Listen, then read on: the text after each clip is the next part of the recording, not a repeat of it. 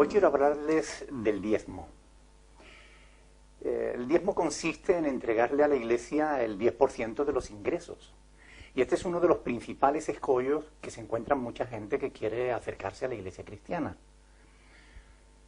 ¿Realmente hay que entregarle el 10% de los ingresos a la Iglesia? Bueno, esto es lo que muchas iglesias enseñan. Algunos me preguntan, bueno, ¿y ustedes por qué no exigen o por qué no cobran diezmos? La respuesta es muy sencilla. Nosotros no cobramos diezmos por integridad. Porque nosotros no somos la nación de Israel. El diezmo pertenece a la ley que Dios le dio a la nación de Israel. Y la Iglesia de Jesucristo no es la nación de Israel. Aunque a veces desde los púlpitos se hacen paralelismos como pueblo de Dios, pero realmente una cosa es el pueblo de Israel y otra cosa es la Iglesia. El pueblo de Israel está bajo la ley, la Iglesia está bajo la gracia. El pueblo de Israel está sostenido sobre el Antiguo Testamento, la Iglesia está sostenida sobre el Nuevo Testamento. Por tanto, ¿por qué pues entonces algunas iglesias exigen o cobran el 10% de los ingresos de las personas? Bueno, ellos se fundamentan fundamentalmente en la ley, ¿no? Valga la redundancia. Pero hay dos pasajes del Antiguo Testamento, del primer libro de la Biblia, del Génesis, que se utilizan como base y fundamento para decir que el diezmo es anterior a la ley y por tanto la Iglesia está obligada a pagar diezmo. Uno de esos pasajes es Génesis capítulo 14, en el que vemos que Abraham da diezmos a Melquisedec. Claro que nosotros tenemos un dicho que reza así: un texto sin su contexto es un pretexto.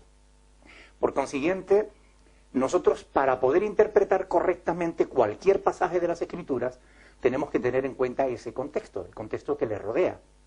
Cuando uno estudia Génesis capítulo 14, uno se da cuenta de que Abraham no está dando diezmo de sus bienes. Abraham no da diezmo de su dinero. Abraham se mete en guerra con unos reyes que habían arrasado Sodoma y Gomorra, se habían llevado a su sobrino Lot, y Abraham, con 300 criados nacidos en su casa, va a rescatarlo, consigue derrotar a esos reyes y coge un gran botín. Y de ese botín de guerra, Abraham da diezmos a Melquisedec. La pregunta es, ¿tenemos ahora los cristianos que meternos en guerra con los vecinos para, del botín que conquistemos, dar el 10% a la Iglesia? No tiene sentido. O sea, es absurdo pensarlo así. Antes de ese pasaje, nunca se dice que Abraham hubiera dado diezmos. Después de ese pasaje, nunca se vuelve a decir que Abraham haya vuelto a dar diezmos. Por tanto, es un pasaje único, ahí, que está solo, y que no puede servir como fundamento para una doctrina como la del diezmo. Después hay otro pasaje en Génesis 28, en el que se ve a Jacob haciendo una especie de negocio con Dios. Jacob le hace una propuesta a Dios. Si tú me bendices en el viaje, si me guardas, si me proteges, si me prosperas, de todo lo que tú me des yo te voy a dar el 10%. Volviendo otra vez a analizar el contexto de ese pasaje, nos damos cuenta de que poco menos que le estaba planteando un chantaje a Dios. Es decir, él proponía un diezmo condicional. Si tú me das, si tú me guardas, si tú me bendices. En ningún pasaje de las Escrituras se dice antes de ese que Jacob diezmara. En ningún pasaje de las Escrituras se dice después que Jacob diezmara. Ni siquiera se dice que cumpliera con su propuesta, ni que Dios aceptara ese chantaje. O sea, no es fundamento para sostener el diezmo, una doctrina como el diezmo en ese pasaje. Además de esos dos pasajes, ya solamente nos quedan los de la ley. Los pasajes en los que Dios instituye el diezmo como ley, pero solo para la nación de Israel. Santiago capítulo 2, verso 10, enseña que la ley es un bloque. de la que no podemos tomar lo que nos interesa y dejar el resto. Porque dice que si cumplieras toda la ley, pero ofendieres en un solo punto de la ley, te haces culpable de todos. Por tanto, o estás bajo la ley o estás bajo la gracia. Los que quieren justificarse por la ley de la gracia han caído, dice el apóstol Pablo. Por otro lado, si quieren exigir el diezmo, pues tendrían que tener en cuenta que otras leyes, como por ejemplo que coma marisco, pues está desobedeciendo a Dios y por consiguiente debe ser castigado. O que si uno de estos pastores que quieren, o de estos sacerdotes que quieren cobrar diezmos, pues si tienen un hijo que es rebelde y contumaz, la ley les obligaba a llevarlo a la plaza del pueblo ante los ancianos de la ciudad para que fuera apedreado hasta morir.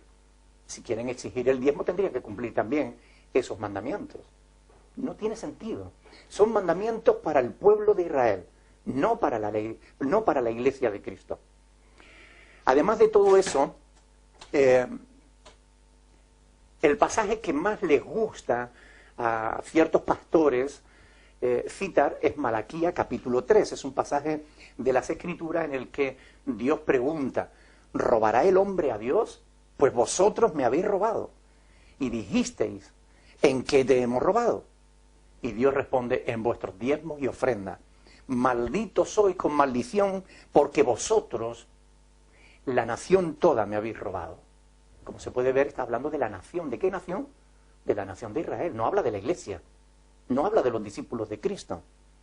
Traed todos los diezmos al alfolí y haya alimento en mi casa. Es curioso que cuando estudiamos estos pasajes con detenimiento, nos damos cuenta de que el diezmo no consistía en dinero, sino en alimento. Concretamente, como enseña el libro de Deuteronomio y también el libro de Levítico, se trataba de dar el 10% de los frutos de la tierra y de los frutos del ganado. De manera que una persona que no tuviera tierras o que no tuviera ganado no tenía que diezmar. Solo debían diezmar aquellos que tuvieran tierras y ganado. Por ejemplo, antes de ir a Jerusalén a celebrar la fiesta, pues una vez al año los judíos contaban su ganado. 1, 2, 3, 4, 5, 6, 7, 8, 9, el 10º le correspondía al Señor. Y eran apartados para ser entregados para Dios. Ahora bien, si algún pastor hoy te exige diezmo, ¿no? Si tú no tienes tierra, no tienes nada que darle. Si no tienes ganado, no tienes nada que darle. Si tienes tierra, llévale un camión de trigo y vuélcaselo en el púlpito. Porque esto es lo que Dios estaba demandando en Malaquía. Aquí se nos dice claramente que lo que Dios está demandando es que hubiera alimento en su casa. Porque del diezmo que entregaba al pueblo, vivían los huérfanos, las viudas y los levitas, es decir, los sacerdotes y escribas y levitas. Por consiguiente, Dios lo que se está cuidando es de que hubiera alimento en su casa, no dinero. Es más, Levítico 27 del 13 y también el versículo 30 dicen que si alguno de los judíos quería redimir uno de los animales que le pertenecían al Señor, uno de esos décimos, él tenía que dar el valor del animal más un 20%, más una quinta parte. Por consiguiente, no era dinero lo que Dios estaba demandando. Lo que estaba demandando era alimentos para los levitas y para los huérfanos y las viudas. Aparte de eso, vemos en la Biblia, con respecto a la ley, que había dos tipos de diezmos bien diferenciados. Uno se recogía una sola vez al año, y ese diezmo no era para guardarlo en el alfolí, que son almacenes donde se guardaba el grano y demás. No era solo para guardarlo en el alfolí, para los sacerdotes, las viudas y los huérfanos, sino que era para que todo el pueblo, en una gran fiesta, pudiera celebrar al Señor. Por tanto, el diezmo de cada año se comía en una fiesta todo el pueblo juntos. Cada 3 años, el diezmo del tercer año era el diezmo que servía para los huérfanos, las viudas y los sacerdotes. O sea que no todos los diezmos eran para los sacerdotes. Además, cosa curiosa, una vez cada 7 años no se recogían diezmos, porque recuerden que tampoco se cultivaba la tierra. Una vez cada 7 años no se cobraban diezmos. Y yo quiero preguntarte, ¿alguna vez tu pastor que te exige el diezmo te dijo, mira, este es tu 7º año en la iglesia, no te corresponde dar diezmo?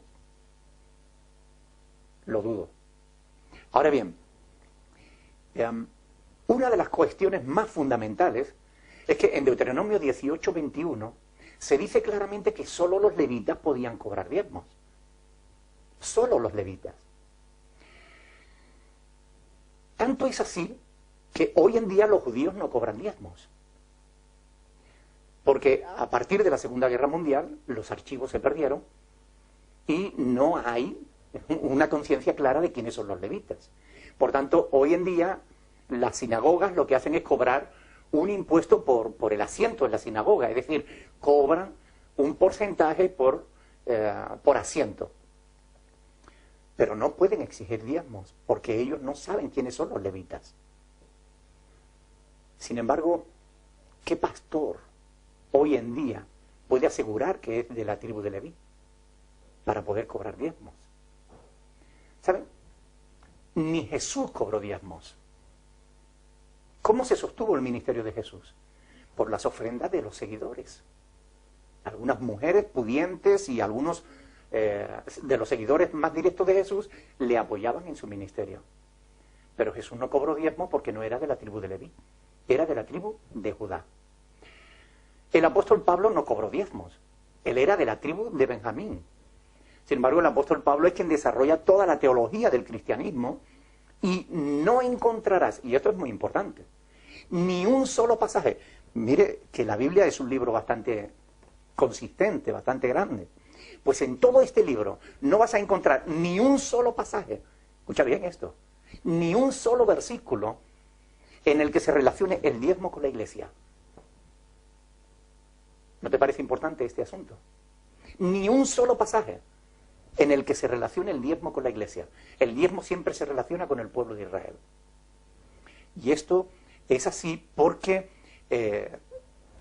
la palabra de Dios es clara, es sencilla. Ahora, ¿por qué entonces algunos exigen diezmo? ¿Por qué algunos cobran diezmo? Bueno, la cuestión es bien sencilla porque solamente hay 2 respuestas. O son ignorantes de las Sagradas Escrituras, que desconocen en profundidad estos temas, se limitan a tomar una herencia religiosa y a transmitirla sin ocuparse de ver si realmente es o no es correcto lo que enseñan, o simplemente porque son falsos pastores que engañan y manipulan a la gente para sacarle su dinero. No hay otra respuesta. O son ignorantes que no conocen estas cosas, o aún conociendo estas cosas, lo hacen porque realmente son falsos pastores. Son gentes que tienen poca fe. A mí en cierta ocasión me preguntó un pastor, pero es que si no cobramos diezmo, ¿cómo vamos a sostener la iglesia? La respuesta es bien sencilla, como se sostuvo la iglesia del primer siglo. La iglesia del primer siglo se sostuvo, como el apóstol Pablo enseña en 1 Corintios capítulo 16. Cada primer día de la semana, cuando la iglesia se reúne para adorar a Dios, pues cada creyente pone aparte algo, según Dios le ha prosperado. No se dice el 10%, ni el 15%, ni el 5%, ni el 1%, ni el 2%. Según haya prosperado, pone aparte algo para la ofrenda de los santos. Y los santos no eran solamente los pastores, eran todos aquellos que tenían necesidad. Y concretamente en ese pasaje se hace referencia a los santos de Jerusalén que estaban pasando hambre. Así pues, este es un asunto muy importante. Hoy en día hay una gran manipulación con este asunto. Por eso he querido hacer este vídeo, para aclarar estas cuestiones. Hoy en día en muchas iglesias se habla de sembrar en el reino, de pactar con Dios. Entrégale dinero a Dios y Dios te va a dar más. Dale 100 euros a Dios y Dios te va a dar 1000. Bueno, cuando alguien te diga algo así, dile, dame tú los 1000 o 100 y espera los 1000 de Dios. Pero no te dejes manipular de esa manera. Pacta con Dios, pacta por un milagro. Mire, los milagros de Dios no se venden, ni se compran ni se venden. Si tú quieres la bendición de Dios, no tienes que diezmar, lo que tienes que hacer es entregar tu vida entera a Dios. Quiere decir esto ¿Que no hay que darle dinero a la iglesia? Hombre, no quiero decir eso. ¿Es pecado darle el diezmo a la iglesia? No es pecado, de ninguna manera. Tú le puedes dar el 10% de tus ingresos, como le puedes dar el 80%. Tú puedes dar lo que tú quieras. Lo que es incorrecto no es dar el diezmo. Lo que es incorrecto es exigirlo. Lo que es incorrecto es manipular a la gente sacando textos de su contexto como pretexto para sacar dinero al pueblo de Dios. Quienes roban a Dios no son quienes no dan diezmo. Quienes roban a Dios son quienes los exigen. Y esto es muy importante. Abran sus ojos. Lean las Sagradas Escrituras, porque es la palabra de Dios la que les da la luz y el entendimiento necesario para no dejarse manipular por falsos apóstoles, profetas, evangelistas, pastores, maestros, que enseñan cosas que no están en las Sagradas Escrituras o que las tuercen para su propio beneficio. Estos ya tienen su propio castigo de parte de Dios, pero ustedes apártense de todos aquellos que no enseñen la sana doctrina. Busquen iglesias donde de verdad se predique la palabra de Dios. Este es el deseo de nuestro corazón. Ojalá que esto les haya ayudado. Dios les bendiga.